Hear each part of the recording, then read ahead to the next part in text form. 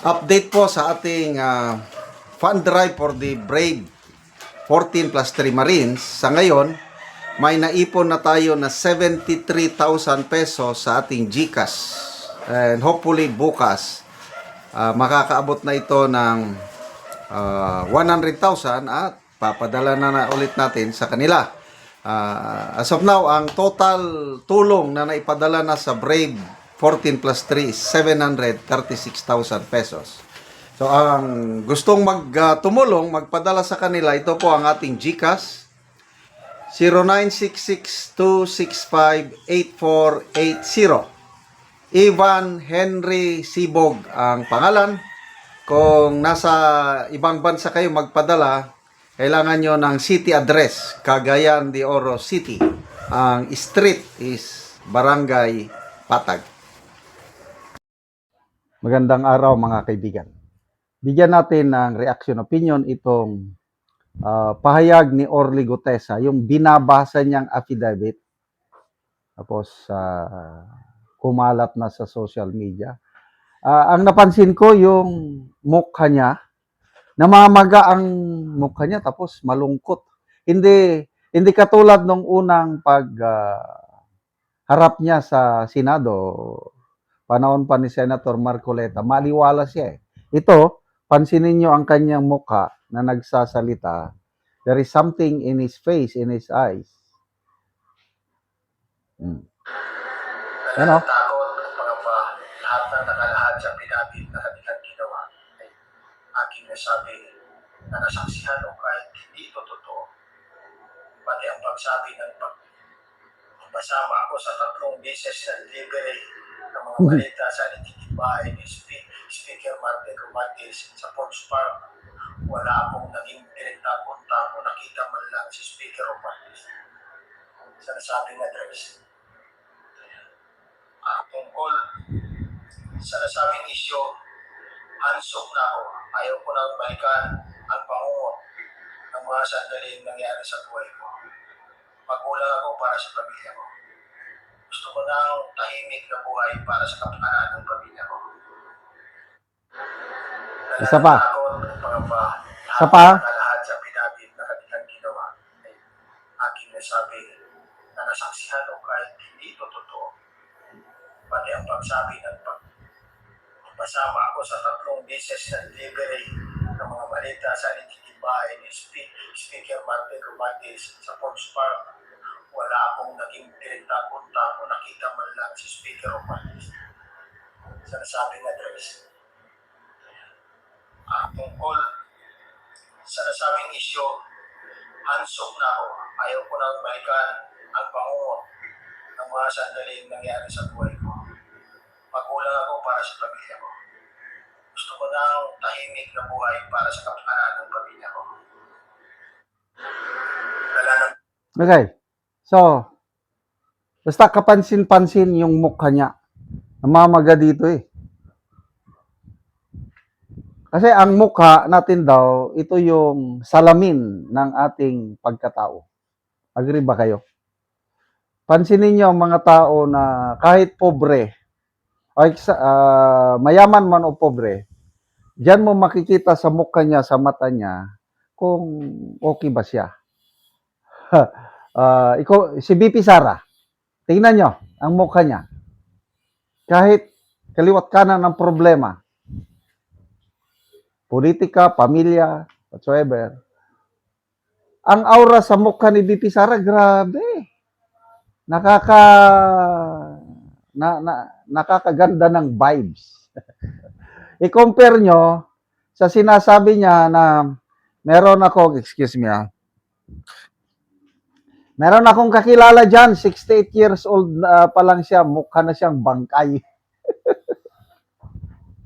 Kasi yung 68 years old na yun, makita mo, namamaga rin ang mukha. Tapos,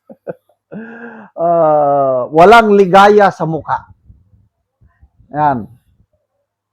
So, si Gutesa, nabanggit niya, bangungot. I don't know kung paano siya matulog ngayon. Kasi lahat tayo, mga tao, binigyan ng Diyos ng konsensya. Pag malinis ang konsensya mo, nako, ang sarap matulog. Wala ka kasing iniisip eh. Kailan kung ang dami mong iniisip, nako, ang hirap makakuha ng matulog. Naranasan ko yan. Kasi may mga problema tayo sa buhay eh. Stress. Ang hirap matulog kasi gumaganon yung utak. Mamaya, ang hirap matulog. But salamat sa Diyos. Ngayon, hindi naman sa wala na. Kailang, alam ko na yung kung paano umiwas sa stress. Kaya nagtataka sila sa akin na yung makakita sa akin ng mga kaibigan ko nga, Sir, hindi naman kayo tumatanda. Mas matanda pa ang mukha ko nung nasa serbisyo ako, yung malapit na akong mag-retire. Sa dami ng stress ka sa trabaho, maraming kulubot dito. But salamat sa Diyos ngayon, no? Magsi-60, ilan na bang taon ko? Magsi-67 na ako next month. But halos hindi sila maniwala na 67 ako, except sa aking buhok. Bakit? Kasi, ang sarap matulog eh. Wala, pag inaantok na ko, kailangan kong kakain ng maaga. Kasi 7:38, katulugon ako niyan. Ang sarap ng matulog, mamay, higa na dyan. Wala na, tulog na. Wala akong iniisip. Ito, yung 68 years old na kilala ni VP Sara, nakakatulog ba ng mahimbing? Ito si Orly Gutesa, I don't know, gusto kong mabuhay ng mapayapa, sabi niya. Well, kung nakatanggap siya ng marami, I don't know. Ako, nasubukan ko yung money will not give you happiness. Nasubukan ko yan, humawak ng malaking amount ng pera, kailang lalong gumulo ang buhay ko. So, paano magkaroon ng joy, happiness sa Panginoon? Oh, the word joy, J-O-Y. May meaning pala yan eh. Kung gusto mo ng joy, yung malalim na malalim na kaligayahan, J-O-Y. Secret yan. J is Jesus first. Unahin mo ang Diyos. Matthew 6:33, seek first the kingdom of God and His righteousness, and all these things shall be added unto you. So ako, lahat ng ginagawa ko is para sa Panginoon, not for anybody. Then ano yung O? Others next. And then yung Y is you, mine, you last. Yung pansarili ko, palagi kong inuuna. Ang inuuna ko ang Diyos at ang ibang tao. Kaya, ang resulta ngayon, nagkakaroon ako ng joy in my life. Subukan nyo. Para maging maaliwalas ang mukha nyo, makatulog kayo ng mahimbing. Kahit walang pera o kukunti ang pera, magkakaroon tayo ng peace of mind. Basta sundin nyo ang J-O-Y. Salamat mga kaibigan sa inyong pagsubaybay sa channel nito. Nakakatulong kayo ng malaki sa tribong Talanding ng Bukidnon dahil ang income natin sa channel na ito is pantulong po sa tribo. Namimigay tayo ng libreng yero at pako para makapagpatayo sila ng mas maayos na tirahan. Panoorin nyo ang video na ito. So, mo ni si nanay mataga no gyero. Sa likod. So, mong balay. Nanay. Kano? Dako ko gid salamat kay tagaan ko. So, tanaw na mo ang tagaan si nanay o gyero. Salamat siya. So, diri sa sulod, so mo ni ang kahimtang. So, tuluan na kaayo kung muulan. So, makita nimo suluoy gid kaayo. So, basta gitagaan nato sila gyero aron mapulihan ang ilang ato.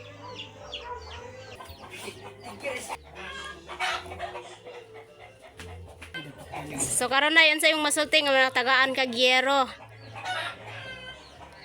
Salamat sa Ginoo kay natagaan ko. So, pila na ni katuig di mong balay nga buslot naman ang ato. Lima naman ni katuig. So, aya pa mapulian og gyero. Aya pa. So, unsa din yung panginabuhian ay? Lagot mo. So, mag-uuma lang mo. Mag-uuma. So, pila imong edad nay? 68 na. Haso senior na di ay kanay. Napakay ba nanay? Naa. Na kay anak? Naa. So pila ka buki mong anak nay? Isa ra. So isa ray mong anak. Ay, so si nanay na siya anak o ang ilang pangunabuhian lang, so mag-uuma lang sila. So dako kayang pasalamat nga nataga og gero ba pulihan na gid ang ilang atop. So nay, dako gid kaya mong pasalamat nga natagaan ka atol pag gid og Christmas. Merry Christmas nay. Merry Christmas. Salamat So dako kayong pasalamat kay makapuli na gid og gero si nanay. Si nay, salamat pod.